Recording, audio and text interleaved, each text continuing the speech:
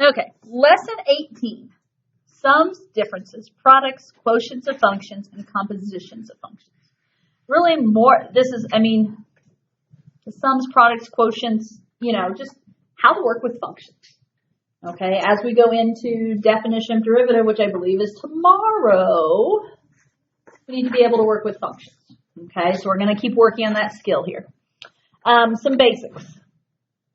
As we look at sums, basically, this is just saying if you have f plus g of x, that is the same as taking and breaking it up into the two initial functions, f plus g.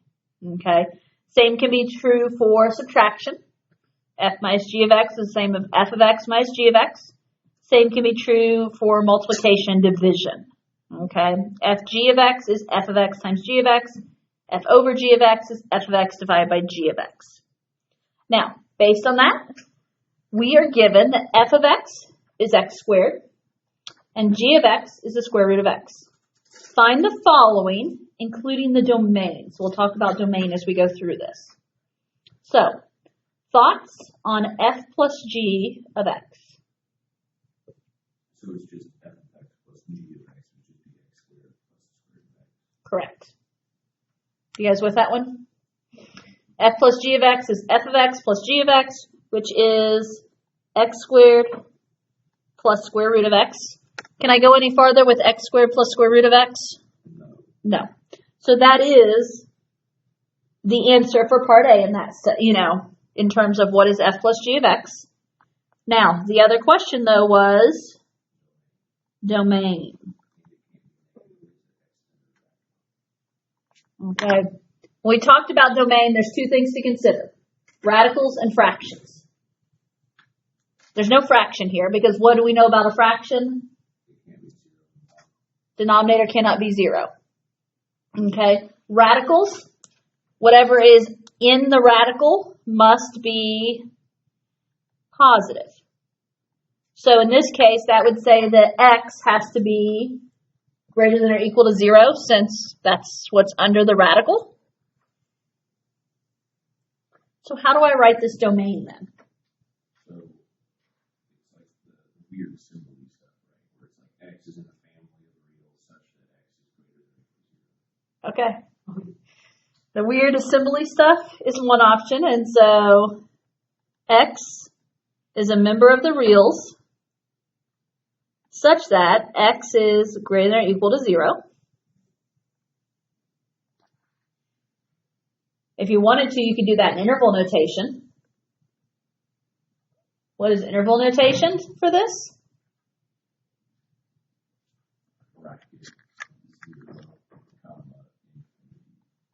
Okay.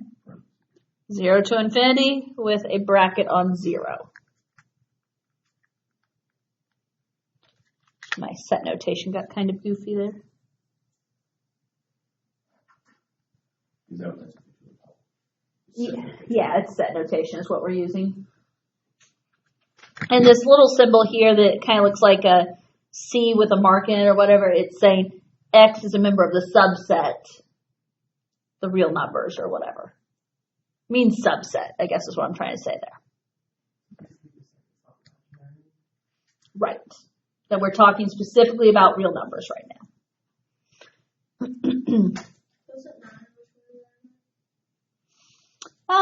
Not necessarily. I'm not necessarily concerned of how you write it. More that you understand what the domain is and you understand what these are saying. Okay. In other words, if you see either of them and say a multiple choice question or something, that neither of them freak you out. Right? I don't want you to be like, all the symbol-y stuff. I don't want you guys to be like, wait, what? What's this? What? You need to be familiar with it. Okay. Okay, B. F minus g of x. Okay. F is x squared minus g is square root of x. X squared minus square root of x is just that. You're not simplifying any. What about the domain? Still no fraction. Still has a radical though, so x still has to be positive. So I'm going to be lazy and write same.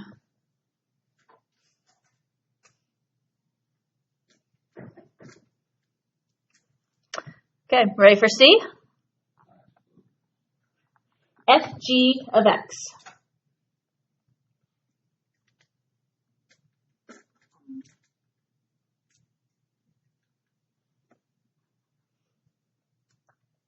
Everyone gets quiet on this So one. it'd be x squared times the square root of x.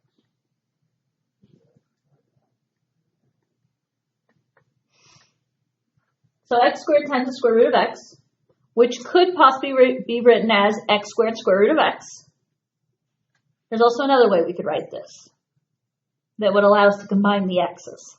Okay, so it'd be x times, or it'd be x squared times x to the 1/2. Because we use like the index, whatever. Yeah. The radical, the square root of x, is equivalent to saying the exponent form of x to the 1/2. And x squared times x to the 1/2 is x to the, what? Yes. When the bases are the same, you keep the base and you add the exponents. 2.5, but I'm not going to use a decimal as my exponent. What did you say? 2 over 1 should be like 5 over 2. 5 halves. And again, I feel like so much I teach in calculus is about just understanding the equivalences. Understanding that if you see x squared square root of x, maybe that's how it'll be presented. Maybe that's how you want to leave it. Or maybe you want to say, oh, well, when you're multiplying and the bases are the same, the shortcut is to add the exponents. So it is 2.5, 2.5, but making that improper x to the 5 halves.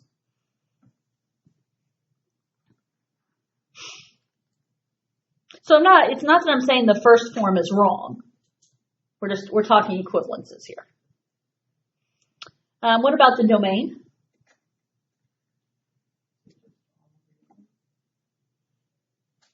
Well, so we have to look at like the base equation, right? So since the x is still under the denominator, we couldn't have it like that. We started off with a square root of x, didn't we? Which means that we couldn't have it. Which means that we can have a negative. And keep in mind, guys, x to the 5 halves, what does that 2 indicate? That 2 still indicates a square root. It's a square root of x to the 5th, but it still can't be a negative number.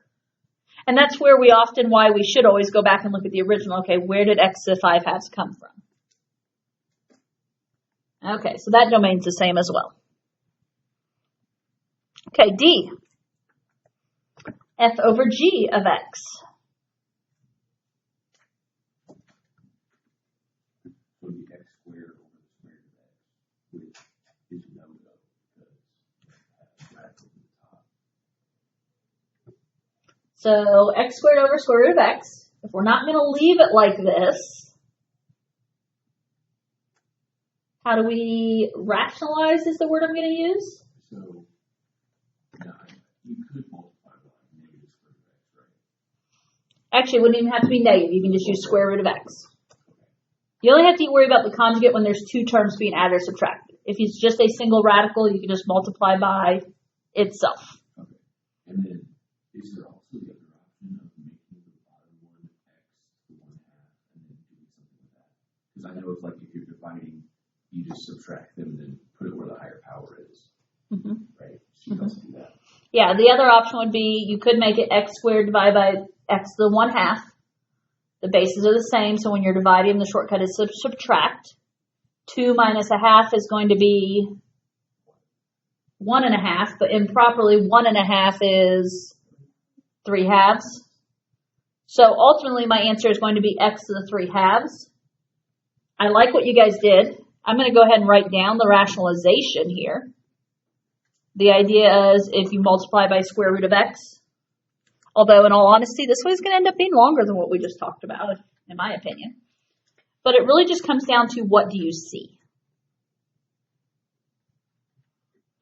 So x squared times square root of x is x squared square root of x. Square root of x times square root of x is x. So we can just cancel that, right? Because since you're multiplying, Right, you can cancel an x. And so then it's x square root of x is a simplified form. But x square root of x is the same thing as x to the 3/2 because it's x to the first times x to the half, so then you're adding them. So again, it depends. Do we need radical form? Do we need exponent form? And as I said, I like what we talked through first, where you could go straight to exponents. Okay, in this particular problem. Sometimes you can't, but in this particular problem you can.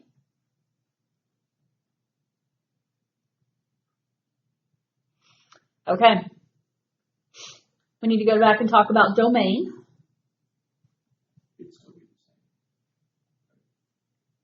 Well, since it's a fraction now, it can't be 0.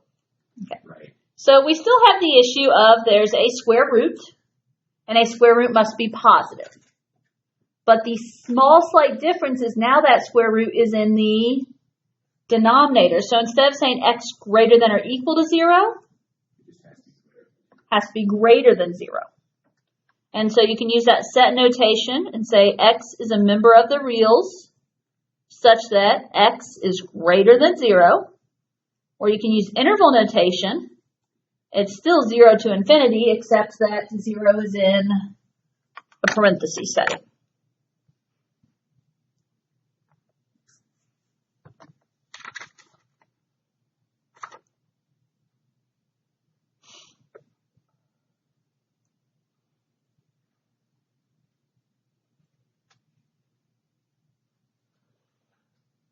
See, that's not too trippy.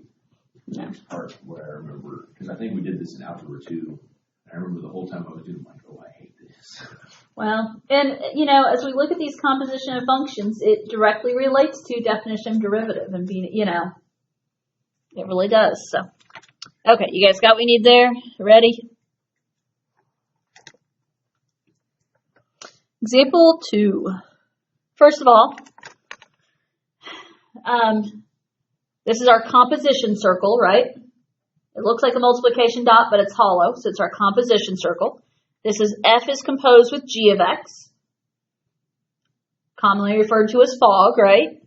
Just because it looks like an O, but it's f is composed with g of x. It can also be rewritten as f of g of x.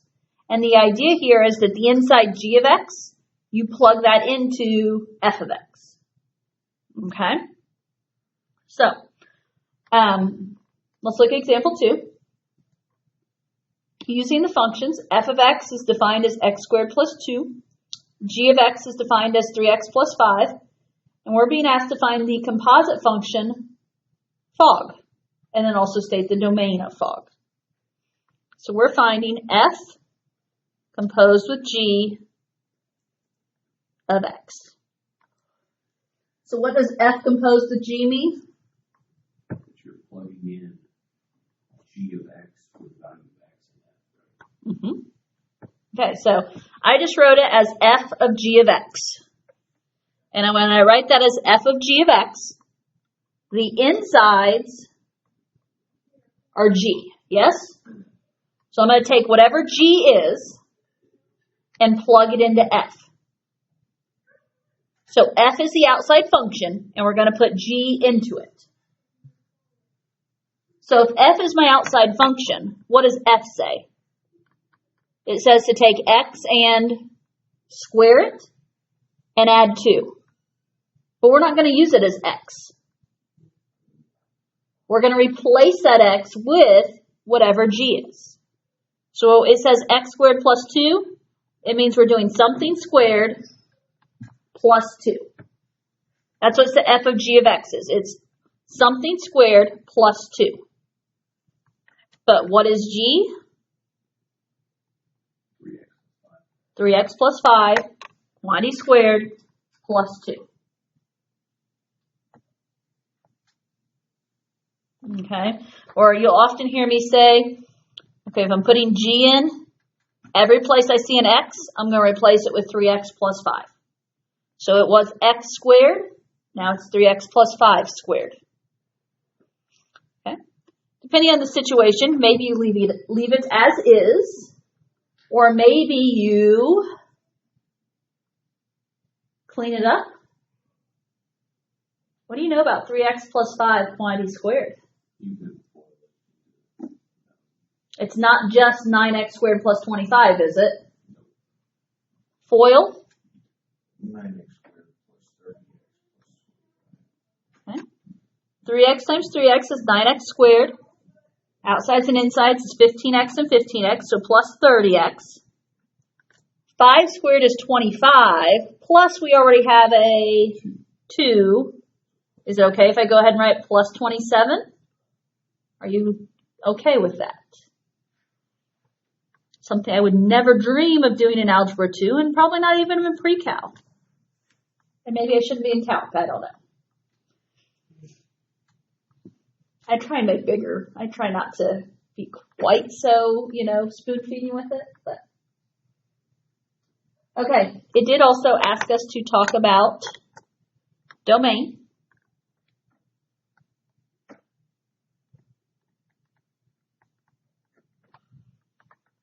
Thoughts on the domain?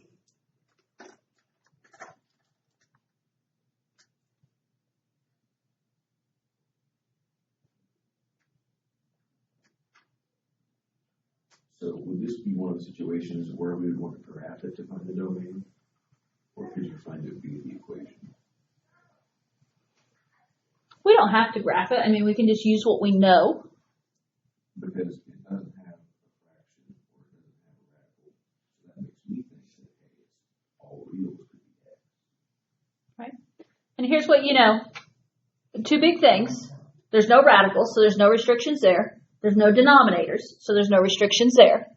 Are there any restrictions? I mean, if we go back to the basics here, are there any restrictions of what kind of numbers you can square and add 2 to? Or what type of numbers you can multiply by 3 and add 5 to? And when we get down here, are there any restrictions of what kind of numbers you can put in here? No, there's not. So this is all reals, which is often just said with the fancy R, or an interval notation can be negative infinity to positive infinity. And here's, if you think about 9x squared plus 30x plus 27. That's a big old parabola. It's a polynomial. I guess I should use the word polynomial. It's a big old polynomial that has a domain of all reals. Okay? It'd be different if we saw a negative exponent or rational exponents, like fraction exponents.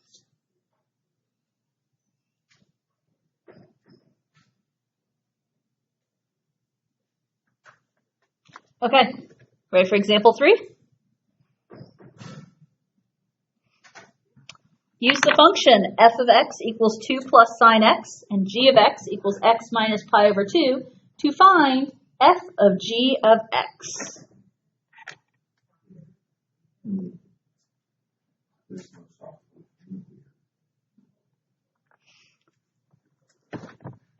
Okay, think about the basics before we say it out loud as a class.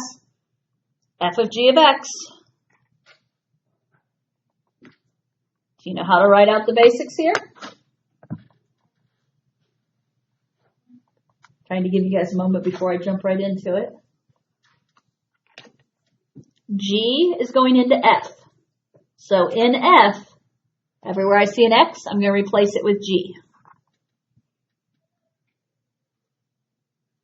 You guys got it?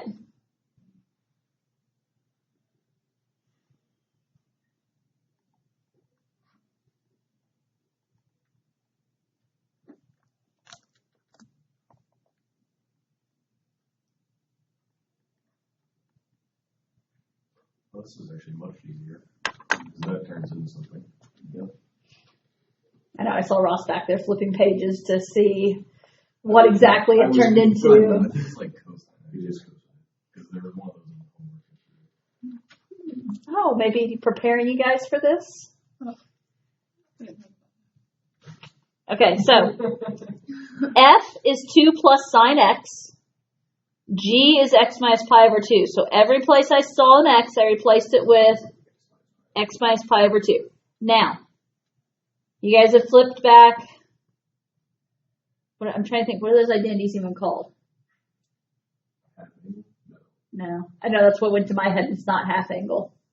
Cofunctions? I see the over 2 and I'm like, maybe. Are they cofunctions? No. I don't know. I can't even think of the name of them. But, okay, those of you that have looked it up, Did you catch that it's just slightly different? It's because it's like, it flips it. Cofunction. We have x minus pi over 2. The other one is pi over 2 minus x. Yeah. What your notes are going to remind you is that sine of pi over 2 minus x is equal to cosine x. So you guys did good. You remembered that there's something going on there that we have to figure out. And that's exactly what I need. When you guys see that pi over 2 minus x, you've got to think cofunction identities. I couldn't come up with the name of them, but you know. Well, I guess I did eventually, but. So here's the deal. This is off by a negative sign. Okay. And what we can do here, since it's off by a negative sign, yeah, it works because it's an odd identity, because sign is odd, is what the reason it works. So we can rewrite this as 2 minus the sine of pi over 2 minus x. And then we have it exactly, don't we? Because sine of pi over 2 minus x is equivalent to cosine x. So this really does become 2 minus cosine x.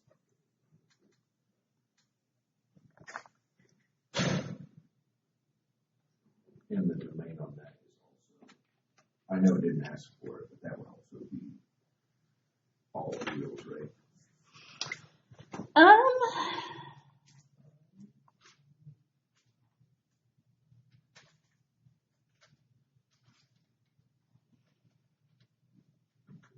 Because in theory, it goes infinitely. In theory, you can take the sine or cosine of any value. So yeah, I guess so. It makes me double think that, but I don't know if that's ever going to pop up, but I wanted to make sure just in case. Okay, example 4. The function e to the negative 2x plus 1 is a composite function. Use 2 function machines to show how it could be composed. Okay, so what I'm saying here is if I call f of g of x, that's what I name it. I'm going to say that f of g of x is e to the negative 2x plus 1. I want to know what could be f of x and what could we use as g of x. Does that make sense what I'm saying there? Now, I specifically named it this way because whether you call it f of g of x or g of f of x makes a difference. There are right ways and wrong ways to do this. And there's not necessarily one right answer. I don't know. So basically, we're uncomposing it, if you will. So f of x just e to the x, and g of x just You could do that. That's the one that is more obvious to me, at least. And as I said, I'm not going to rule things, I'm not going to say there's one answer. This is one of those when I grade a test, and I have something like this on a test, I have the one obvious answer, but then anytime someone gives me something other than what I have, I always automatically try it to see. Because sometimes people do weird things and it works, so. It's true. Okay, so try it, f of g of x. So if I take g and I plug it into f, is that what we get? Negative 2x plus 1, in for x, it works. And I don't have anything else written down here, so I think that's, the main one. I'm thinking in my head, and I think if f of x is e to the negative, no, that would not try it. I don't know. They exist, but I don't know. You can get fancy and say e to the negative x, and then it'd have to be 2x minus 1 that you plug in. But see, yeah, pretty much. Moving on. Example 5. The function sine of 2x plus 3 is a composite function. Same thing as earlier. Now, I'm going to name it f of g of x. Okay? Because again, if you name it the other way, it does make a difference. So f of g of x is sine of 2x plus 3. So now someone other than Ross has to give me a thought here. For f of x and g of x. So would f of x be sine x and g of x be 2x plus 3? That's what I would do. f is sine, then g is 2x plus 3. I should say sine of x. You guys always put variables with your trig functions, right? I know last year we didn't always, but hopefully we do. I hate when they put sine theta. It drives me insane. I always change it I to always do axis. X. Yeah, so do I. It confuses me. But see, Theta or x. I'm comfortable with both of those. It's when they throw other weird things in, and I'm like, like sine A. Like I don't like it when it's like the identities for like this like all the other sine different. addition one, and it's like sine of S plus T. I'm like, Ross's facial expressions today are just on point. I've already given you credit for it, haven't I? Yes. So yeah, no, I don't.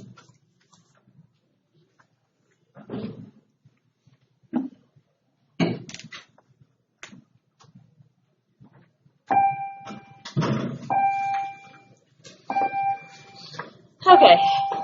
Are you guys okay with F and G on this one then? You're welcome. Okay. Example 6. Let f equal square root of x. Let g equal 2x plus 3. Find the domain and range of Fogg and Goff. Well, I don't know about you guys, but you probably need to find Fogg and Goff first. Just saying. You know.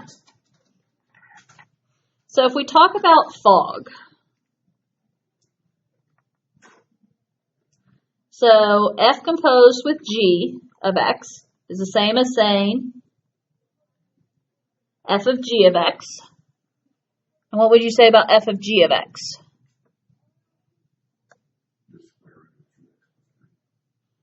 Square root of 2x plus 3? I could go with that. Because g we're putting into f. Okay.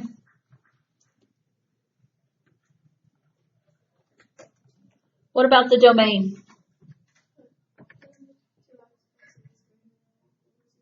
Whatever's under the square root has to be positive. And so 2x plus 3 greater than or equal to 0, which means x is greater than or equal to negative 3 halves if you do the math. I'm not going to write it fancy. You guys got it, right?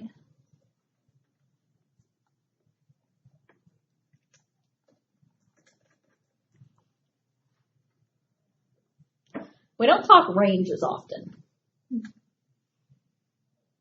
Okay. Range on this one, range is y, right? Y is the whole function. So, like that's f of g of x. The whole function is y. So it's like y equals square root of 2x plus 3. The whole function is a square root. So it can't be negative, right? So the idea is since the whole thing is a square root has to be greater than or equal to 0. Well, that square root here represents the whole equation, which is y. So I'm going to say y has to be greater than or equal to 0 because when I take the square root of something, it's going to be a positive value coming out of it.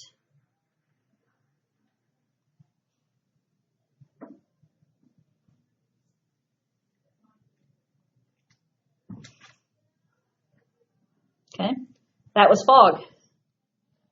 Have you started looking at Goff yet? G composed with f of x, which is g of f of x. Probably again should know what Goff is. What is g of f of x? Yeah, so this time square root of x is going into 2x plus 3. So 2 square root of x plus 3.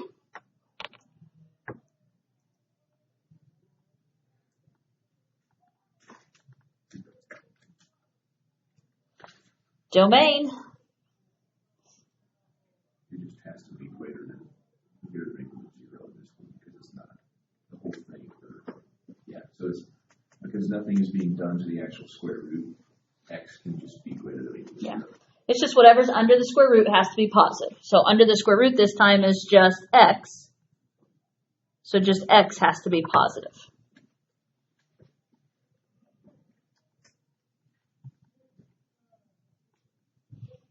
Okay.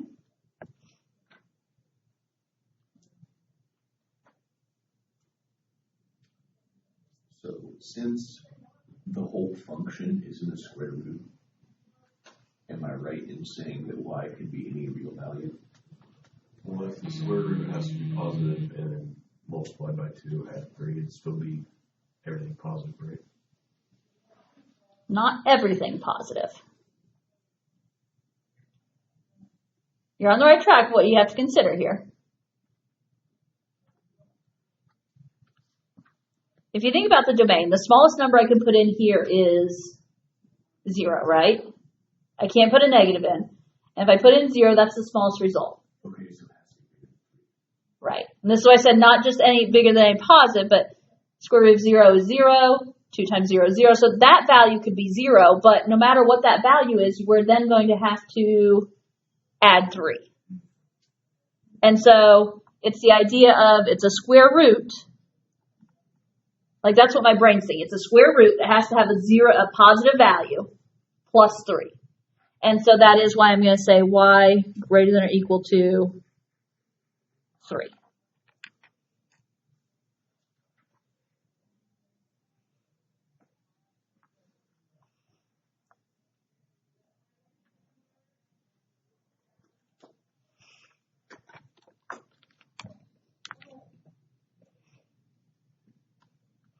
Okay, one more.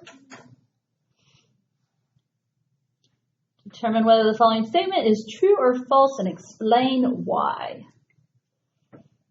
If f of x equals x squared and g of x equals square root of x, then the domains of Fogg and Goff are equal. We probably should find Fogg and Goff and check them out, shouldn't we? I mean, we can see what f and g are. And so we can see the domains going into them, but, you know, kind of depends there. So Fogg means f of g of x. What about Fogg?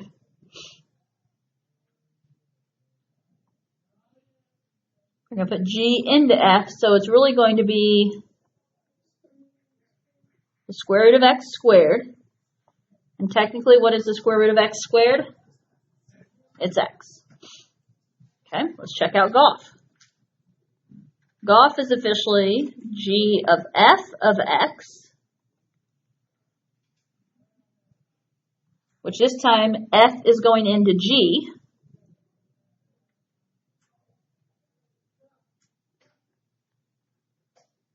So x squared goes into the square root. And the square root of x squared is x. So they come out the same. That's why they're claiming, you know, they're claiming they might be the same. Thoughts? So they wouldn't be the same because the original function before you just get it down to x of Fogg is the square root of x squared. So x would still have to be positive. And then in the next one, x could be any number because you're squaring it, so it would make it positive. And then for the range, the first one would be all reals, I believe, because you're squaring. So if it, no, well, the whole function is squared, so it couldn't be negative, so it has to be all reals, right?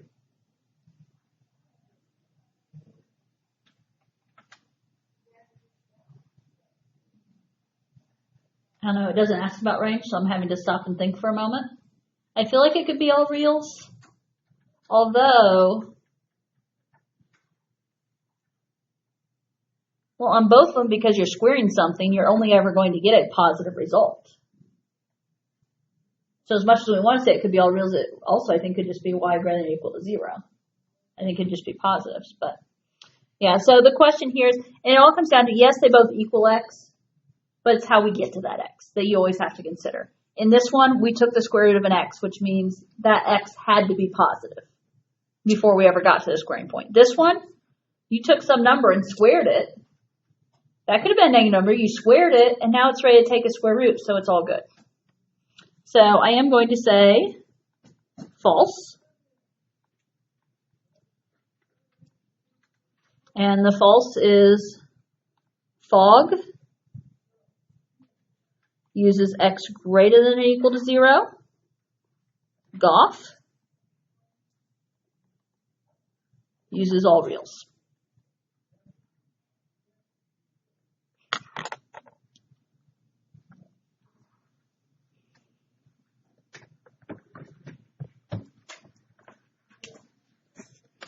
Has domain and range gotten a little easier in the past year? Yes, but more importantly, fog and graph has gotten a lot easier. Good. See, I didn't ever think fog and golf was that hard, but we